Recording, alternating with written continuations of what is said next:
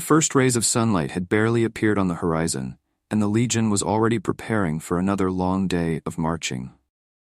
Flavius Decimus, a veteran centurion of the Legio Kex, adjusted his armor as he watched his men pack their supplies. They were in the middle of a campaign against a rebellious tribe in northern Hispania, and hunger was as constant a threat as the battles with the enemy. Decimus, always vigilant, walked among the ranks of soldiers. He knew that, in addition to maintaining military discipline, it was his responsibility to ensure that each man had enough food to endure the hard days of marching. The diet was simple but essential. Each soldier carried their own provisions: a sack of wheat grains, a handful of lentils, and bucellatum, a hard biscuit baked twice to last as long as possible.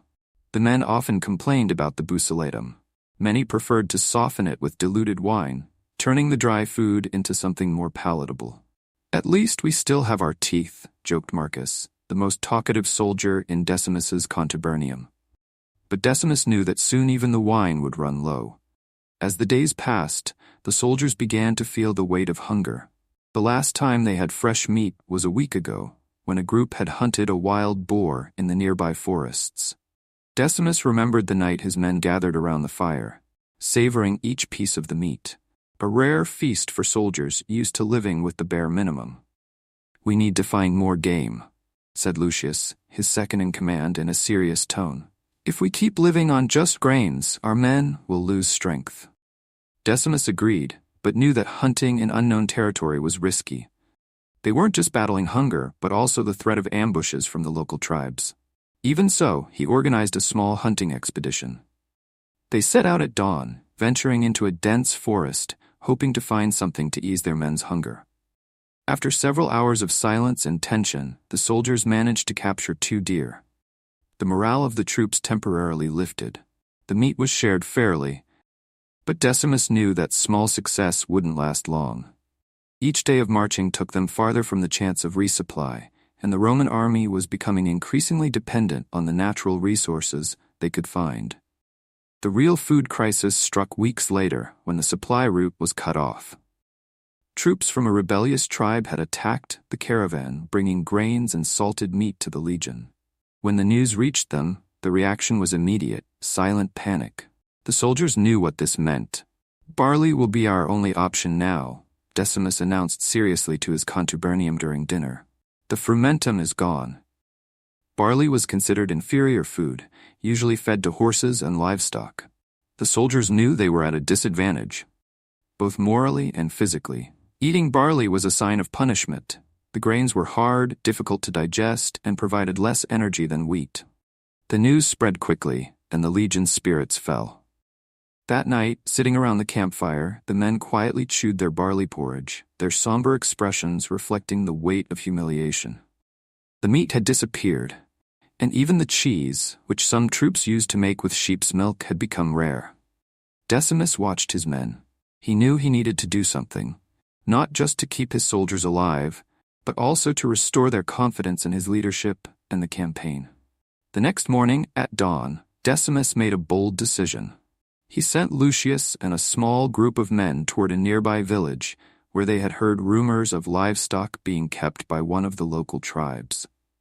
It was a risk, but there were few alternatives. If they could capture the livestock, it would bring much-needed meat to the legion and boost the men's morale. The mission was dangerous. When they arrived at the village, they met resistance.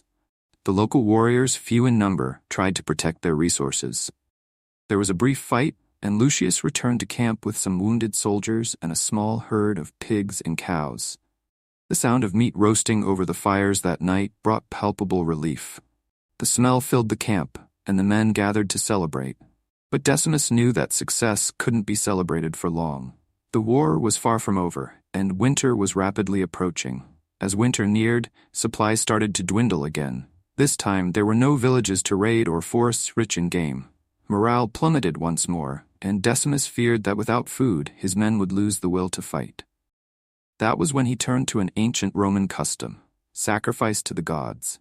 Before an important battle, it was customary to perform purification rituals where animals were sacrificed in honor of the gods.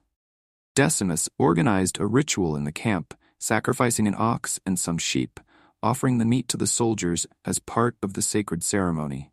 During the ritual, everyone ate together. The hungry soldiers shared the food with reverence. It was a symbolic act of faith and survival. For many, eating the sacrificed meat was like receiving a blessing from the gods, a sign that victory would soon come. Decimus knew that beyond physical nourishment, his men needed that spiritual strength to continue. The days passed, and hopes of finding more supplies grew increasingly slim. Decimus, now more concerned about his men's health, ordered that all the wine be diluted with water. The drink, called pasca, was a mix of sour wine and water, often despised by the Roman elite but essential for the soldiers. The acidity of the vinegar purified the water, preventing diseases that could decimate the legion. "Drink this," Decimus said, handing a cup of pasca to his men. "It may not be the nectar of the gods, but it will keep us alive." With the pasca, the men managed to purify the few water sources they found in the frozen forests. The winter cold was closing in, but the Roman army continued to march, sustained by a combination of resilience, faith, and the scant food they could find. Finally, after weeks of deprivation and struggle, the legion achieved victory. The rebellious tribe was defeated, and the supply routes were restored. The final night of the campaign was marked by a banquet. Decimus and his men gathered around a large fire, where bread, meat, and wine flowed abundantly once again. "We did it, my friends," Decimus said, raising a cup of wine. "Those who survived this march are stronger than ever. Rome is proud of us." The men feasted like kings that night, celebrating victory and survival. The bucellatum was set aside, replaced by fresh bread, roasted meat, and seasoned cheese. Music filled the camp, and the laughter, which had long been absent, finally returned. But for Decimus, the true victory lay beyond the battles won. It was the resilience of his men, forged not just in iron and blood, but also in hunger and sacrifice.